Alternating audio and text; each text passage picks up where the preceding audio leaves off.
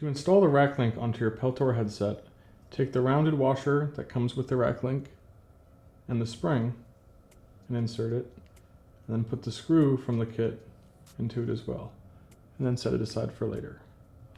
Then take the lower hub with the posts and lay it over your headset. Take one arm and slide it over the post and clip it into place, and then repeat for the other side.